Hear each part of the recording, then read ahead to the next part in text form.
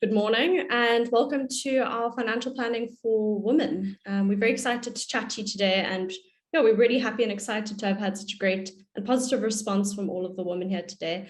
So thank you so much for taking out a bit of time on your Friday morning. We really appreciate it. So just a bit of housekeeping before we go into the actual chat with you ladies.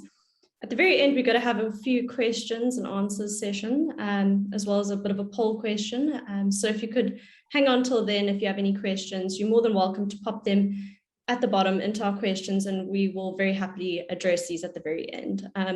Also, we have a nice prize up for grabs from our keynote speaker, which we'll also be announcing at the end, who has won this prize. And I think she'll go into a bit more detail on that as we get to that. But before we even start that today, let's chat about who we have on our panel today. So thank you, ladies, again for being here today.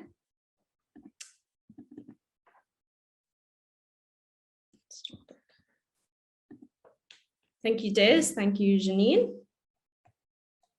So as you can tell, my name is Jay Kramer. I'm from Holborn Assets, and today we have Desiree. She is sitting in our Joburg office.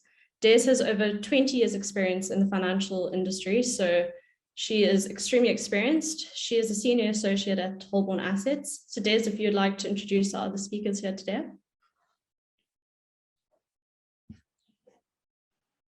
Thanks, Jade, and welcome all the ladies that are joining us this morning, and welcome to my panelists.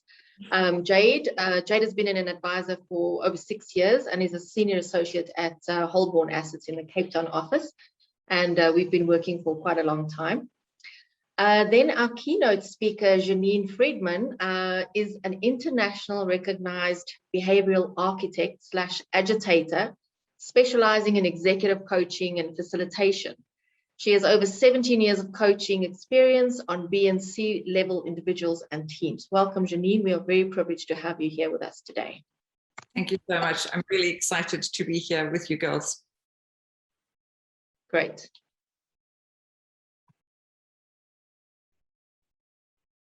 Just a little bit about, before we go into what is financial planning and until we get to our guest speaker, before we even get into that, a little bit about Holborn, just so that you know about the company that you're dealing with.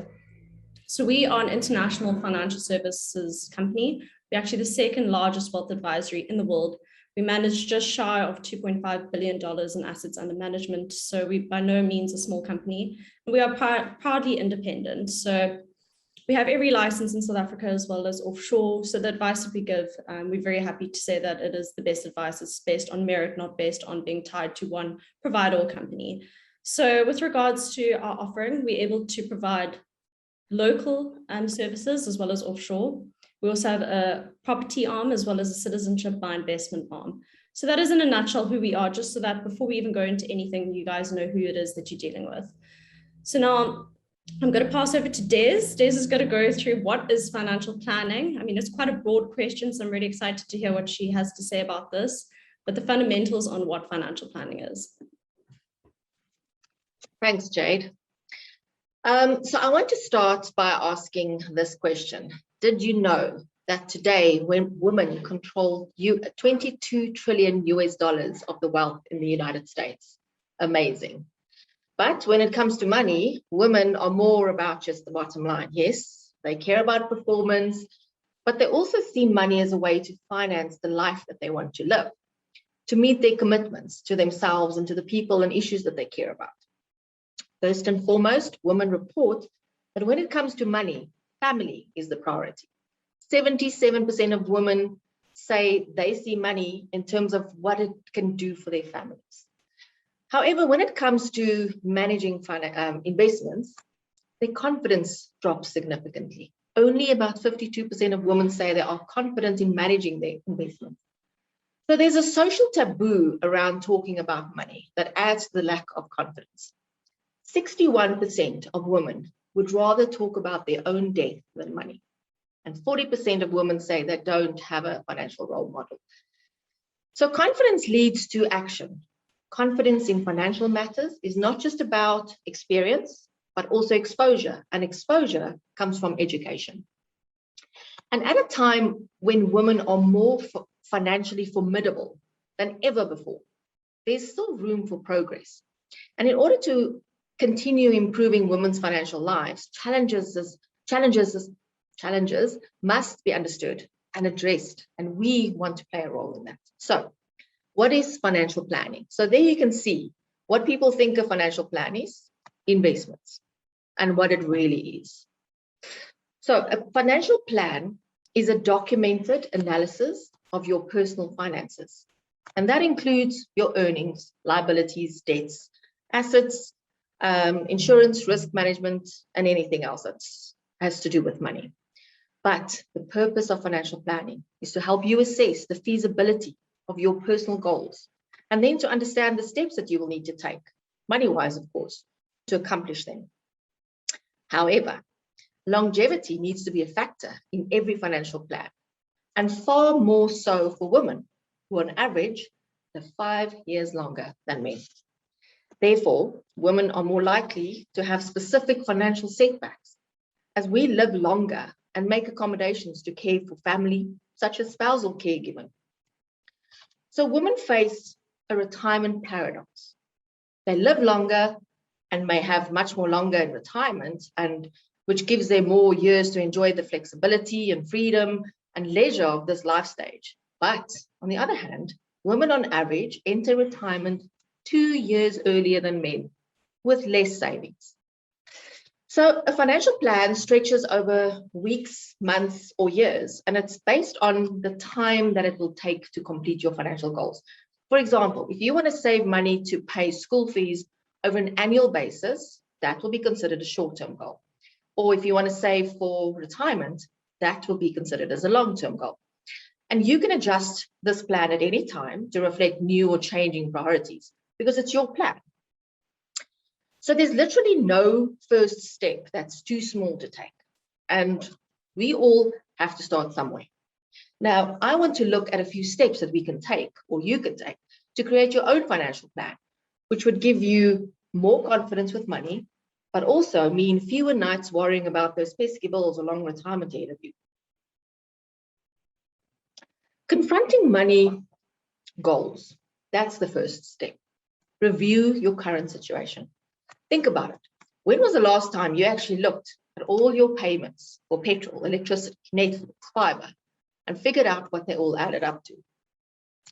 So what I do is I take the last 6 to 12 months bank statements and highlight every regular expense in one color, and then highlight the irregular expenses in another color. And I can guarantee you, just this step alone will make you feel a lot more powerful and give you more confidence. The next step is to set your goals, short-term goals and long-term goals. This is the starting point of your financial plan.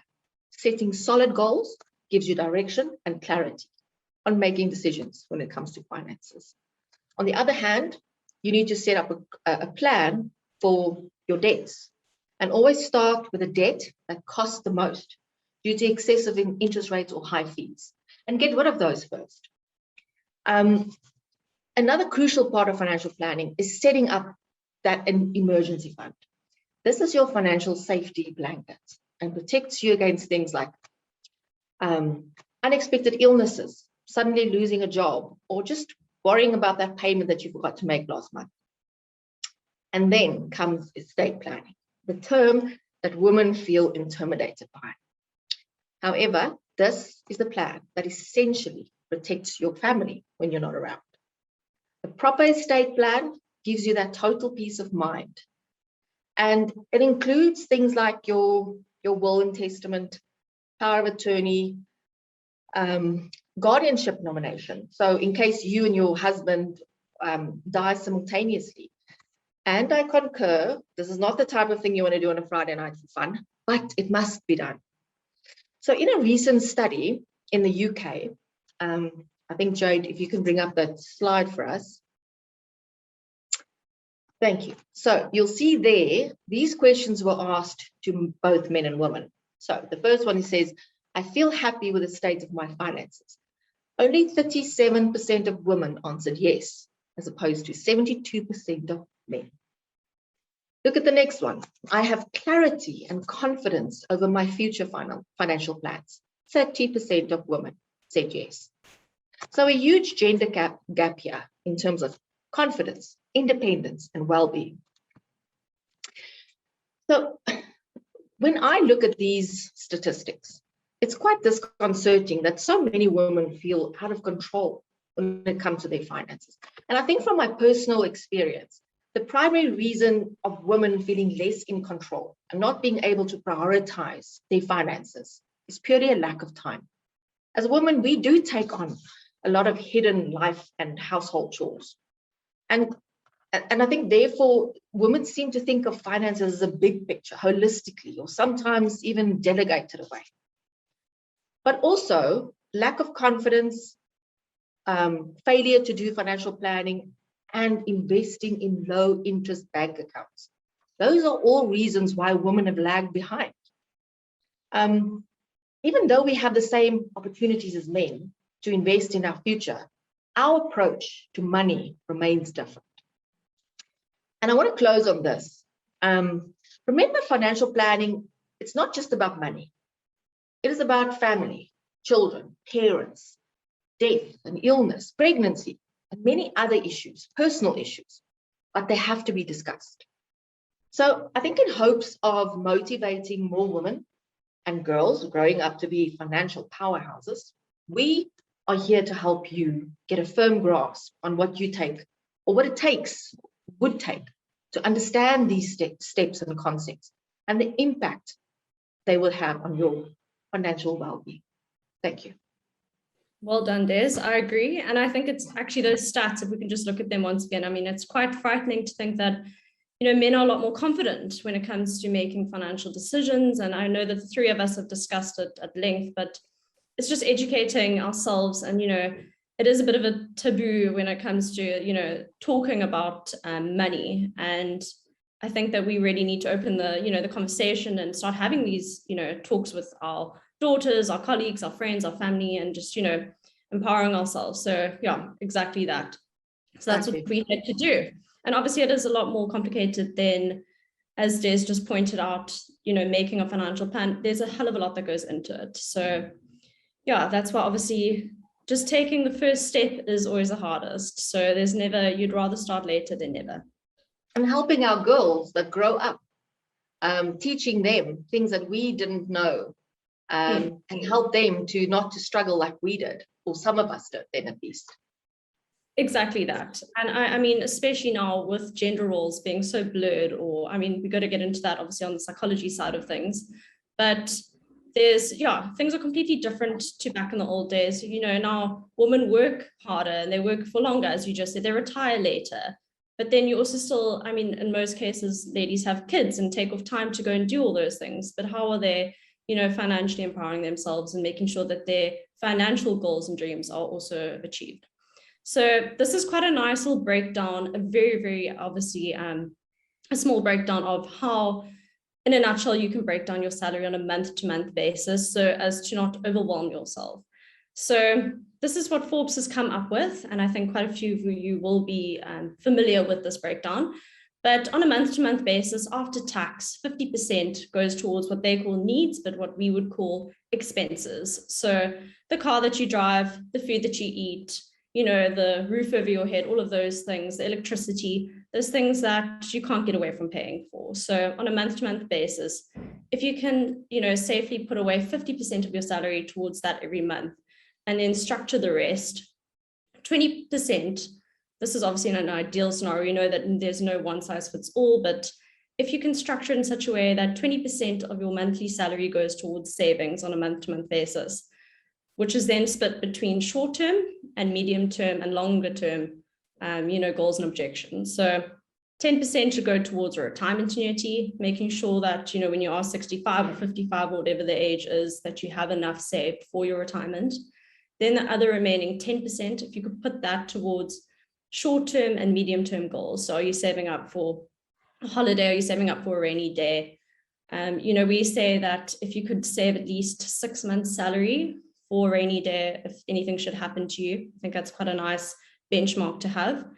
And then the rest go towards wants and needs. So that will also include risk cover. I know that Des did just mention that, but if something happens to you, obviously we don't ever want to rely on somebody. You want to make sure that your salary is protected if you were to suffer an illness or a disability, to make sure that your income, which is, I'm sure we can all agree is your greatest asset, that is protected. And yeah, so in a nutshell, if you can it's quite nice to look at it visually, a lot easier to see it like that. But as long as your mandatory expenses are taken care of, your savings, your wants, your needs, all of those things are taken care of. But yeah, as we said, there's no one size fits all. So we can't, say that this is for everyone, but this is what, if we can get close to this, I think it's quite a good thing. So now we're going to go on to our keynote speaker. We were very, very excited to chat to. And I think we'll probably get the most questions around the psychology of money. And I know that Des and I have quite a few questions for you. So I'm sure, at the end of your discussion, if you could just leave some time for questions. And over to you, Juanene. Thank you so much for being here today. We really appreciate it.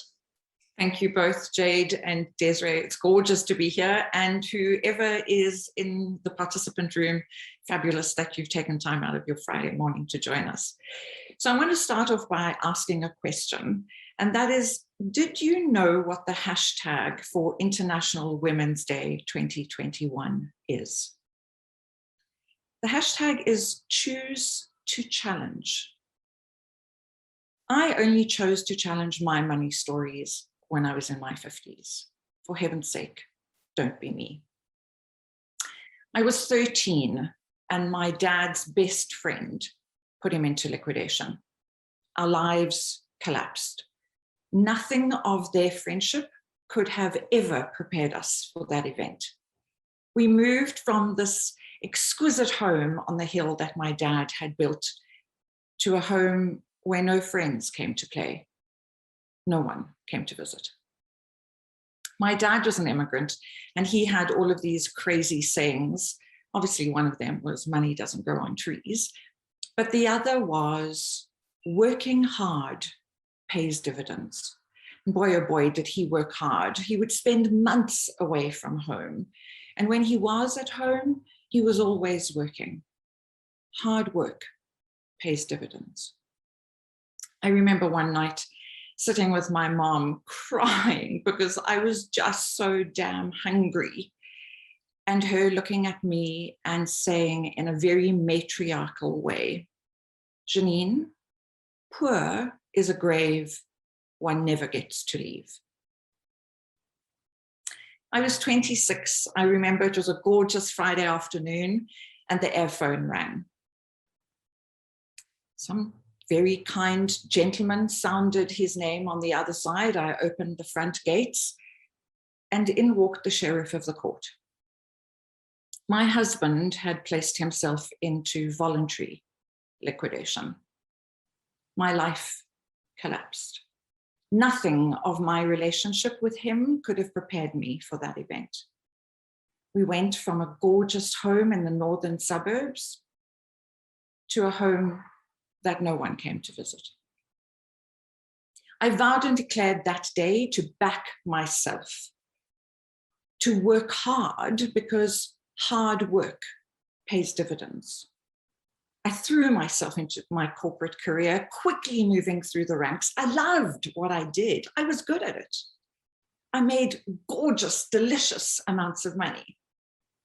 But somehow it just never stayed. It didn't stick. For every rand that came in, 10 seemed to demand my attention. I justified it back then by saying that is what a good mother does. She invests her hard-earned money in the education of her children. So my 2 Tinkerbells went to a private international school. And of course, as you know, with the private school comes private school trappings. Money just didn't seem to stick. About 20 years ago, I left corporate and I simply swapped one archetypal pattern for another. I moved from the corporate prostitute to the enslaved entrepreneur. And my two Tinkerbells moved from a private international school to international universities for undergrads and master's degrees. And of course, when they came home, they had to have a brand new car to drive, whilst I drove a 14-year-old jalopy and shaved my legs, whilst they booked at the waxing salon. Somehow money just didn't seem to stick. A week before I turned 50, I got divorced. It seemed like the right thing to do to split half of my hard-earned income with my husband of 30 years. Money just didn't seem to stick. In hindsight, there were two core narratives that I had been held hostage to. The first was that the men in my life were going to take care of me, always, no matter what. And the second, more importantly, was the unconscious narrative that I was not worthy of wealth.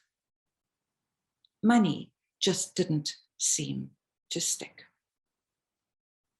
You see, if we're going to choose to challenge our narrative around money, we're needing to move from a black swan story to an anti-fragility story. Back in 2007, Nassim Taleb authored a book called Black Swan, and he spoke about three particular factors relative to a black swan event. Its rarity. We could never have predicted it. COVID, loss of jobs, Section 189s, businesses closing down because of lockdown. The second is the profound impact that it has on our lives. It takes us back to zero. We're caught in fear, in the unknown. And the third is retrospective predictability, hindsight. Was my mother right all of those decades ago? Is poor a grave we never get to leave? It is. It is when we choose to challenge our black swan event story around money and move to the place of anti-fragility. It just so happens that Nassim Taleb also authored a book in 2012, I think it was, called Anti-Fragile. Anti-fragility, in my opinion, has three particular factors. And the first is skin in the game. We as women have got to have skin in the game. We have got to be talking about money, not when we are in our 50s like I was, but from the day that you are now. Ask where the money is going. Be engaged in your conversations with your financial planner. Pay yourself first. Even if it starts off with 1% of your income every month, and build it up. I have, in the last 2 years, gone from saving 25% of my income down back to 1%.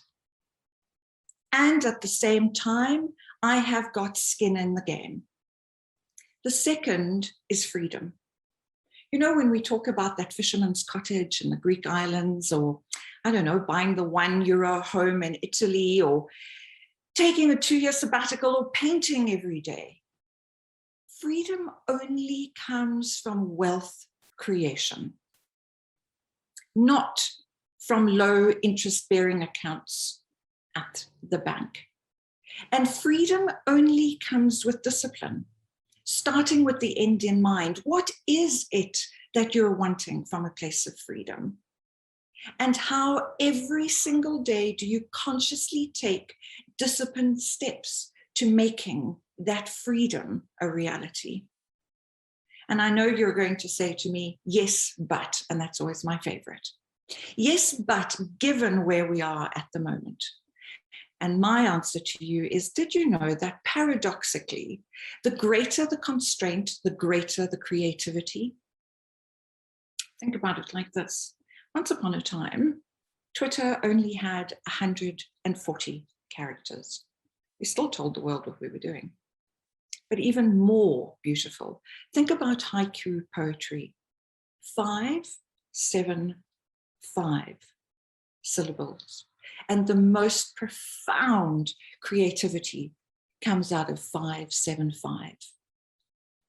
In the state of constraint where you might find yourself now, think from inside the box out. Because I guarantee you, the greater the constraint, the greater the creativity. At the beginning of this year, I authored and published a book called The Stories We Tell. Shift your story, shift your shite. And ladies, I'm encouraging all of us to challenge our narratives, to challenge our stories around money. To remind ourselves that we are worthy of wealth creation. We are worthy of freedom. We are worthy of the fisherman's cottage in the islands. We are worthy of painting all day. And it is time for us to ask the question, if money was a lover, would he or she or they stick around? Are we investing in them? Are our gestures, our investments paying dividends in the relationship with money? You see, wealth creation is freedom. Working hard to put money in the bank is enslavement. My challenge to you is pay attention to the narrative. Move to a space of anti-fragility. Today is truly the perfect day to make that happen. Thank you. Wow, thank you. I mean, I don't know about you, Des, but I've got quite a few questions that just come to mind immediately after, that very moving story. I think that everyone has a story with money, whether it's been positive or negative, the psychology behind it, whether you brought up with money or you weren't. I mean, it really does shape who we are as adults. And I'm sure that you come across this, all the time on, especially, I mean, you did mention that saying money doesn't grow on trees. And I mean, I think those stats that we looked at earlier from Des, it showed that men are a lot more confident in making, financial decisions. And even a man and a woman, if they've grown up in the same household, had the same childhood, a man won't maybe take that to heart, whereas maybe women are a bit more sensitive. I mean, I don't know if you could maybe give us a bit more insight into why we take that to heart and we, maybe don't put ourselves first when it comes to the money side of things. So, if I just take my own family, right, I have 2 brothers and one is a multimillionaire. I remember him at about 6 stating very clearly, very emphatically that one day he was going to be the government. And when, as his much older sister, I laughed at him and said, the government, why? And he said, because I'm going to have money. And I think it is truly about the patriarchal society that we live in. It is also all of, I'm going to call them the fairy stories, the myths that we as young girls are raised up in, around. If you think of Sleeping Beauty, if you think of romance, I'm showing my age here, but Barbara Cartland and Mills and Boon's books, right? It was always the knight in shining armor that would always save the day. Women have traditionally been seen as weaker, as softer, as not competent, bringing home the bacon.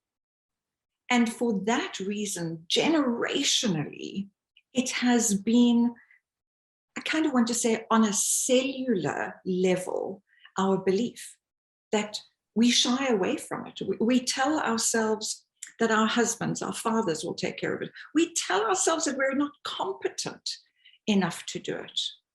So it is time for us, regardless of the age, to really and truly, and Des, you spoke about it, start telling our children a different story, engaging in, inviting them in to, those conversations that, well, I know I was told as a kid, you don't ever talk about money. You don't ever talk about sex, and you don't ever talk about politics. Well, guess what? Those are the best, the juiciest conversations to speak about. So we should all be speaking about them. I can't agree more, Juanene. It's that, I think it's that confidence thing that we have lost over the years, because we go into that caregiving condition, and there's nothing wrong with that. Don't get me wrong. You know, our families and our children and husbands are everything to us, and that's who we are. But I think it's that confidence that the way we grew up, from my point of view, the way we grew up was, you know, women don't handle money. It's the men. And, you know, one of the fund managers, female fund managers on Wall Street once said that, you know, investments were created by men for men. And that's not right. We are just as powerful as men, and I don't blame men here. I think the responsibility is upon us as women to take back that confidence and not blame men, and just go ahead and do. Again, confidence has to do with action. If you can't take action, you won't have confidence in doing anything. And I think I just want to share this. I looked it up quickly. In the dictionary, wealth is defined as an abundance of valuable possessions or money. So it's not just money. And I think it was Robert Kiyosaki who once said that your luxuries should be paid for by your investments. So if you don't have any investments, then you shouldn't buy any luxuries. So, you know, I think that is for me the difference between wealth and money, and what we should be looking at more as women. I completely agree. I mean, there's an old saying that, you know, I've also adapted saying that the best time to invest was 20 years ago, and the next best time to start is today. So everything in hindsight, you know, is 2020. It's very easy to look back and say, oh, I wish I'd done this, I wish I'd done that. But life happens, life gets in the way. So it's literally just about starting, you know, making that first step and consciously saying, this is my goal, how do I get there? You know, everything seems so unachievable if you haven't even started. So, I mean, I know that this is obviously a very broad discussion that could go on for many, many hours. But I think the basics of just saying, okay, this is where I am. I'm not, you know, lots of people are embarrassed to say I haven't started or I haven't got enough saved. Exactly what you just said earlier, Juanene. You want to get started, and then you can, you know, make these great and exciting decisions. Because as soon as you start, it's so empowering, you know, you feel so much, I don't know, just for myself, you feel so excited about it. So if we could, you know, promote that to, you know, all these other amazing women, I think that it's extremely, extremely exciting, actually. I'm wondering, should we open this up and ask the ladies what did they think? Do they have questions on, you know, what are their thoughts?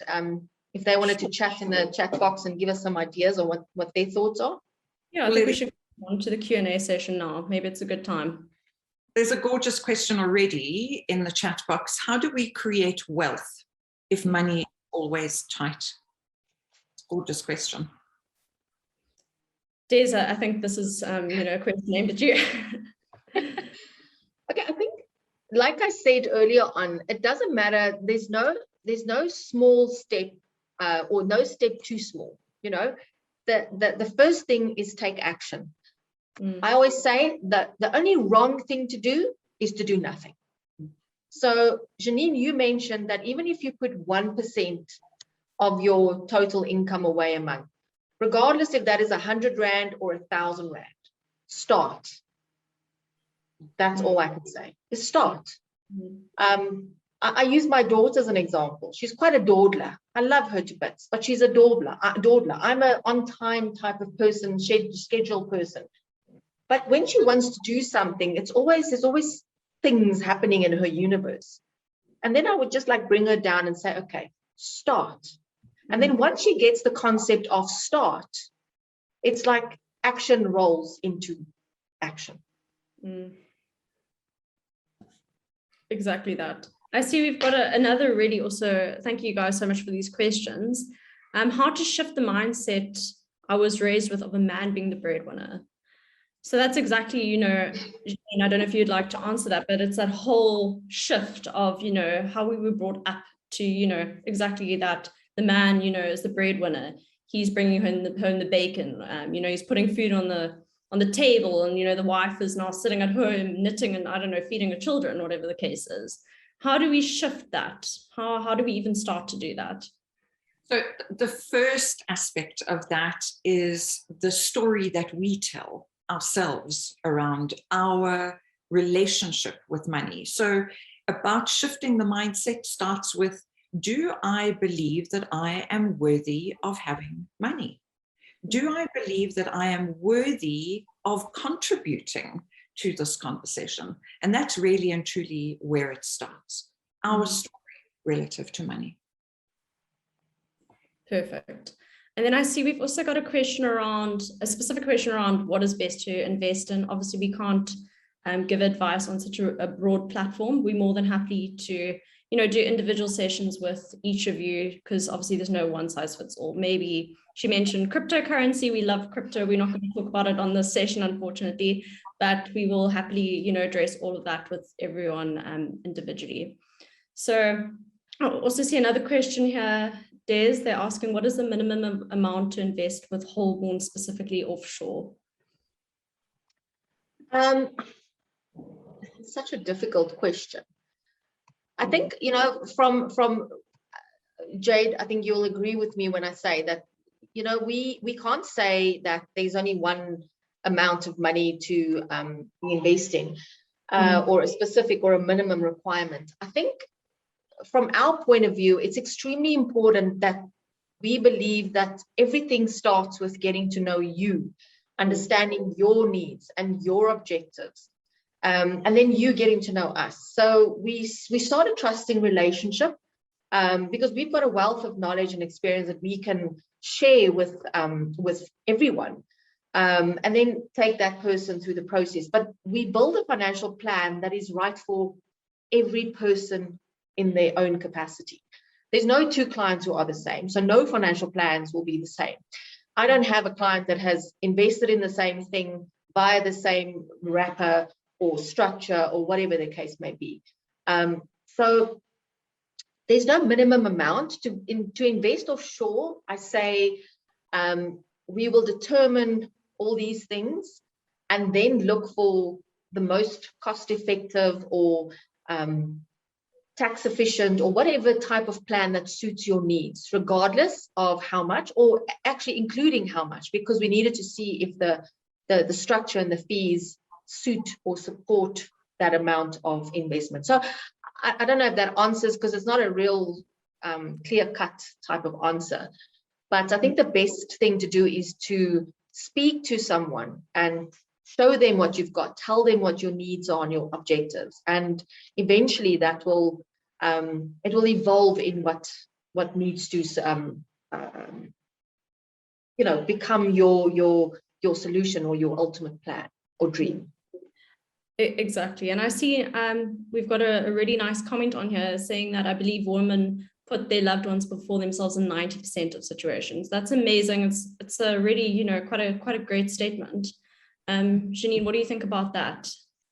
So I'm going to say yes, and I'm going to answer the comment just below that and say, yes, we do tend to. And again, it is the story that we have been raised in that women are nurturers. Men are too, but we shift the focus primarily to women. And I want to say that my two daughters are 28 and 23. They have the most kick-ass relationship with money. You know, you talk about Robert Kiyosaki saying, wealth buys you the luxury. Well, hell's teeth. They have invested. They are so ahead of the game. It makes me actually a little embarrassed and both proud at exactly the same time, because I've enabled my shift in the story, in my story with money, to enable theirs. I want to go back quickly because I see that there's a question, a gorgeous question from Sigrid. And Des, I think this might be for you. The 30% for wants in the pie chart seems quite high. What is included in the wants? Jade? It is quite high, and I mean this is just a general pie chart from Forbes. In South Africa, we do actually structure it a little bit differently. Obviously, it depends on each client, but if we can look at the 20% going towards savings, and then I mean towards the wants, and I mean even towards the expenses side of things, if you put 30% towards a mortgage or rent, I mean that's all that we can qualify for in our personal name in any case. That's also quite a nice thing to have. Then already we have 50%. Then if we can put, yeah, I mean, once will also be, unfortunately, things like electricity, telecom, all of those things do come up under that because it's not towards a saving. It's not towards anything else specifically. But if we can look at, yeah, everyone obviously has a different thing. Write down your rent, write down how much are you saving. If we can get that 20%, then we'll split that. If you can do 30%, that's obviously fantastic. But yeah, that's pretty much on that side. I see there's a question to Juanene from Juanene.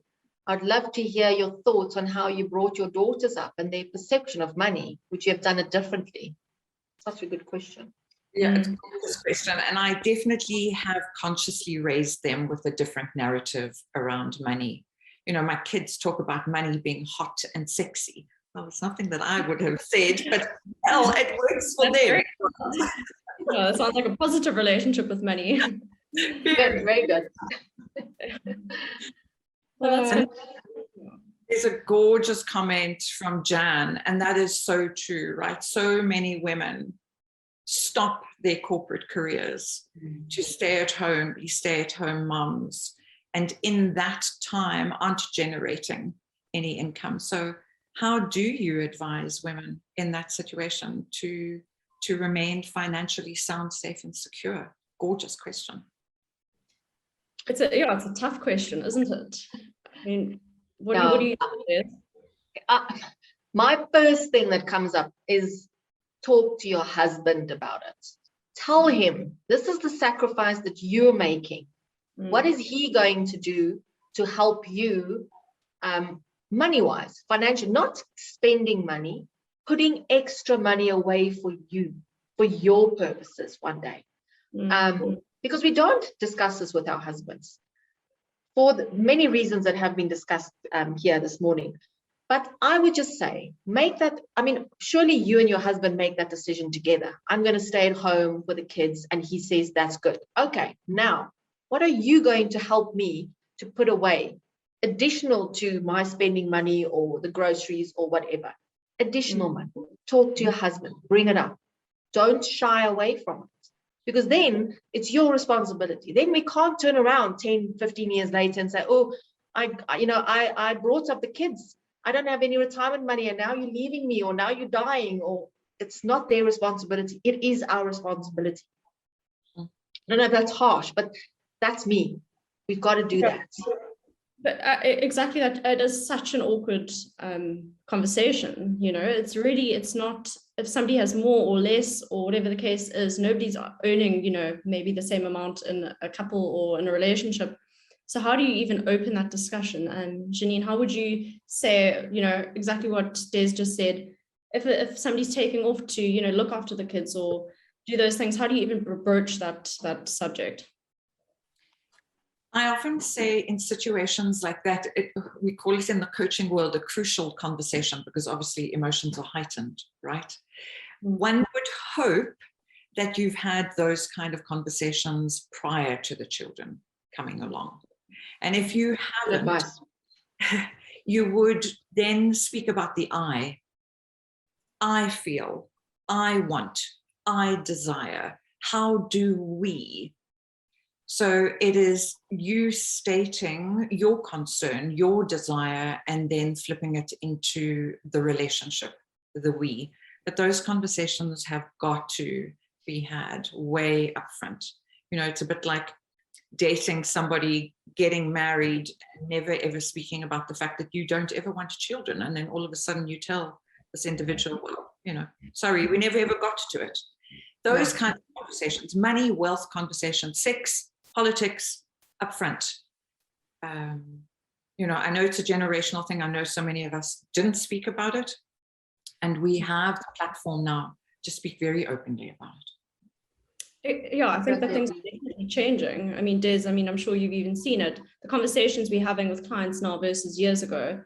I mean, women are asking questions that, you know, traditionally wouldn't have asked. And it's just such a great, you know, conversation to even start having. I know that there's lots of other questions coming through. Unfortunately, we're not going to have time for all of them today.